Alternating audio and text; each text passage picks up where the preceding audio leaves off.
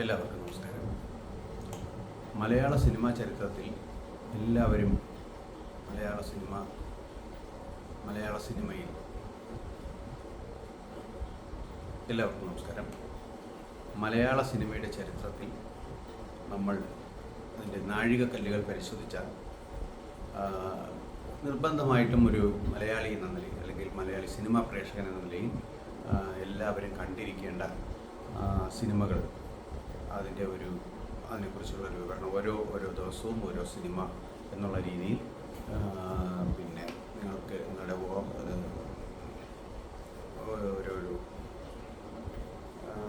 നിങ്ങളുടെ ശ്രദ്ധയിൽ കൊണ്ടുവരിക എന്നുള്ള ഒരു ഉദ്ദേശത്തോടു കൂടി ഒരാഴ്ചയിലൊരു സിനിമ എന്നുള്ള നിലയിൽ നിങ്ങൾ അത് കണ്ടതിൻ്റെ അനുഭവം എത്രത്തോളം മലയാള സിനിമയിൽ പിന്നെ അതിൻ്റെ സിനിമയെക്കുറിച്ചുള്ള വിശദ വിവരങ്ങൾ കഥയുടെ ചുരുക്കം എന്ന് പറയുമ്പോൾ അതിൻ്റെ സസ്പെൻസ് നഷ്ടപ്പെടാത്ത രീതിയിൽ ഉള്ള ഒരു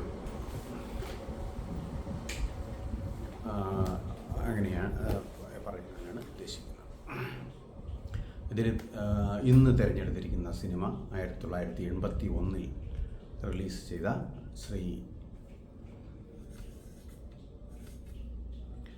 1981 റിലീസ് ചെയ്ത ശ്രീ ഭരതൻ സംവിധാനം ചെയ്ത പ്രയാണം എന്ന് പറയുന്ന സിനിമയാണ് ഇന്ന് ആദ്യമായിട്ട് നിങ്ങൾക്ക് മുമ്പിൽ ആ സിനിമയെക്കുറിച്ചുള്ള വിശദ വിവരങ്ങളാണ് തരാൻ ഉദ്ദേശിക്കുന്നത്.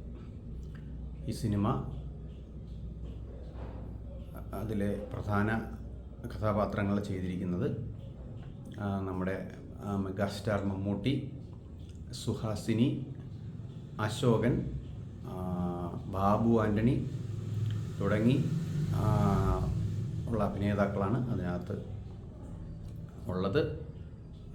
സിനിമയുടെ കഥാപശ്ചാത്തലം ഇത് മയക്കുമരുന്നിനെതിരായ അതിൻ്റെ സമൂഹത്തിൽ അത് എത്രത്തോളം കുടുംബത്തിലും സമൂഹത്തിലും എത്രത്തോളം അതിൻ്റെ ദൂഷ്യവശങ്ങൾ ഇമ്പാക്റ്റ് ഉണ്ടാക്കുന്നു എന്നുള്ളതിനെക്കുറിച്ച് മലയാള സിനിമയിൽ ഒരു പക്ഷേ ആദ്യമായിട്ടായിരിക്കാം ഇത്തരത്തിലൊരു തീം കൊണ്ടുവന്നത്.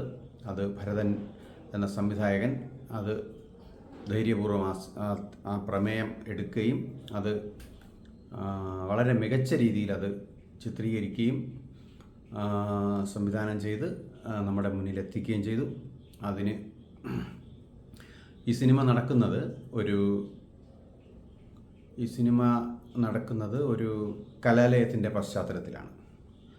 ഇതിലെ നായകനാണോ പ്രാധാന്യം നായികയ്ക്കാണോ പ്രാധാന്യം എന്ന് ചോദിച്ചാൽ നായികയ്ക്ക് നായകന് തുല്യമോ ഒരല്പം മുകളിലോ ഉള്ള ഒരു പ്രാധാന്യം ഈ സിനിമയിലുണ്ട്.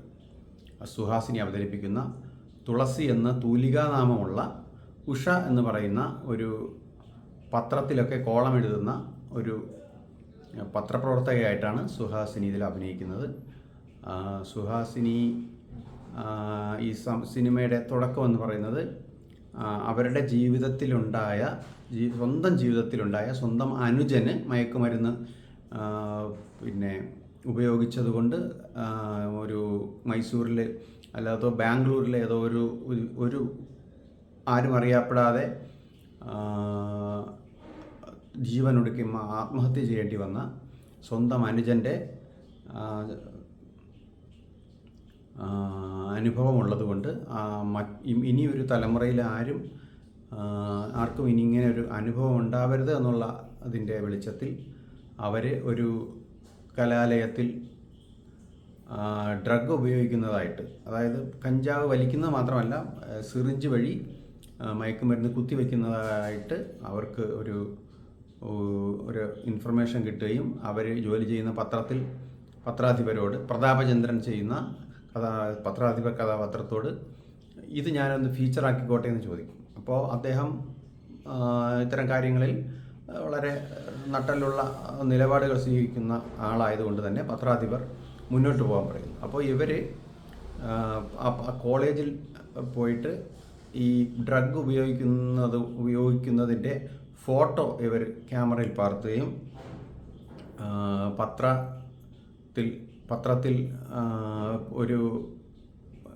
ഒരു ദിവസത്തെ പത്രത്തിൽ ഒരു ഫുൾ പേജ് ഫീച്ചർ ഈ മയക്കുമരുന്നിനെ കുറിച്ച് യുവത്വം മയങ്ങുന്നോ എന്നുള്ള ഹെഡിങ്ങിൽ തലക്കെട്ടോട് കൂടി ഇങ്ങനെ ഒരു വീഡിയോ ഇതിൽ വരികയും ചെയ്തു. ഇത് അതിനകത്ത് 4-5 ചെറുപ്പക്കാരുടെ ഫോട്ടോയാണ് അതിലുണ്ടായിരുന്നത്. അവരുടെ ഓരോരുത്തരുടെയും ജീവിതത്തിൽ ഈ പത്രത്തിൽ വന്നത്, അതായത് ഇന്ന് സോഷ്യൽ മീഡിയയിൽ വരുന്നതിന് തുല്യമാണ് അന്ന് പത്രത്തിൽ വരിക എന്ന് പറയുന്നത്. അന്ന് സോഷ്യൽ മീഡിയ ഇല്ലല്ലോ. അപ്പോൾ ഇത് അവരുടെ ഓരോരുത്തരുടെയും കുടുംബത്തിൽ, സമൂഹത്തിൽ, അവരുടെ കലാലയത്തിൽ എത്രത്തോളം ഇതിൻ്റെ ഭവിഷ്യത്തുകൾ ഉണ്ടായി എന്നുള്ളത് ഈ ഫീച്ചർ എഴുതിയ ആളോ പത്രാധിപരോ ഒന്നും ചിന്തിക്കാത്ത തരത്തിലേക്ക് ഇതിൻ്റെ പ്രത്യാഘാതം. അതായത് ഒരു ഉദാഹരണം പറഞ്ഞാൽ, ഇതിൽപ്പെട്ട ഈ ഡ്രഗ് ഉപയോഗിക്കുന്നതിൽ ഫോട്ടോ അടക്കം പത്രത്തിൽ വന്നതിൽപ്പെട്ട ഒരു പയ്യൻ എന്ന് പറയുന്നത് കോളേജിൻ്റെ ചെലവിൽ, അവരുടെ ഒരു അനാഥനായ ഒരു പയ്യനാണ്.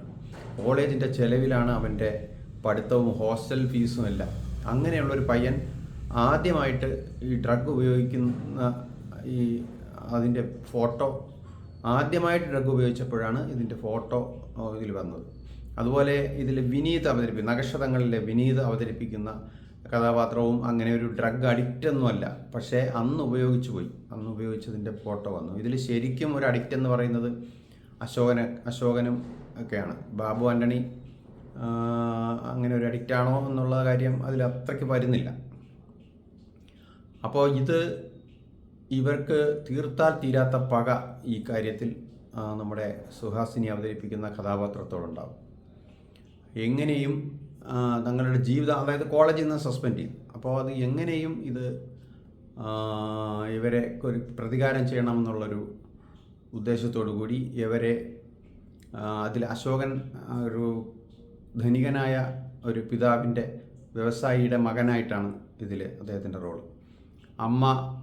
അമ്മയുടെ അവസ്ഥ വളരെ പരിതാപകരമാണ്. ഇദ്ദേഹം 2ാമത് വിവാഹം കഴിച്ചു. അത് ഒരു സൊസൈറ്റി ലേഡി ആണ്. അത് അങ്ങനെയൊക്കെയുള്ളൊരു പശ്ചാത്തലമുള്ള ഒരാളാണ്. അപ്പോൾ ഇദ്ദേഹം ഇവരെ തട്ടിക്കൊണ്ടുവരികയാണ്. ഇദ്ദേഹത്തിന് ഈ അശോകൻ താമസിക്കുന്ന 22 വയസ്സായ കഥാപാത്രമാണ്.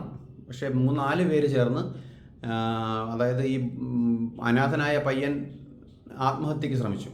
അപ്പം പുള്ളിക്കാരൻ ഹോസ്പിറ്റലിൽ കിടക്കുകയാണ്. അപ്പോൾ അതിൻ്റെ ഒരു ടെൻഷൻ അവർക്കുണ്ട്. അപ്പോൾ ഈ ആത്മഹത്യക്ക് ശ്രമിച്ച ആൾ ബോധം തെളിഞ്ഞു.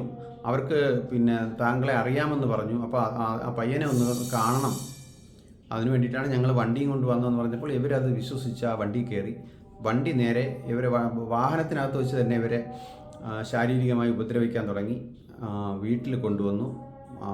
മാരകമായ കവിളിൽ ചെകിട്ടത്തടിച്ചുകൊണ്ടും വലിച്ച് തള്ളിയിട്ടുകൊണ്ടും ഇവരുടെ മുന്നിൽ വെച്ച്, നീ ഒളിഞ്ഞു നിന്ന് ഫോട്ടോ എടുത്തതല്ലേ, ഞങ്ങൾ നേരിട്ട് ഡ്രഗ് ഉപയോഗിക്കുന്നത് നീ കണ്ടോ എന്ന് പറഞ്ഞിട്ട് അവരുടെ കൺമുന്നിൽ വെച്ച് ഈ മയക്കുമരുന്ന് കുത്തിവെക്കുകയും നീലച്ചിത്രം അവരെ കണ്ണ് തുറപ്പിച്ച് കാണിക്കത്തക്ക രീതിയിൽ അവരെ അത്രയ്ക്കും ടോർച്ചർ ചെയ്തു. അങ്ങനെ ഇരിക്കുന്ന സമയത്താണ് ഈ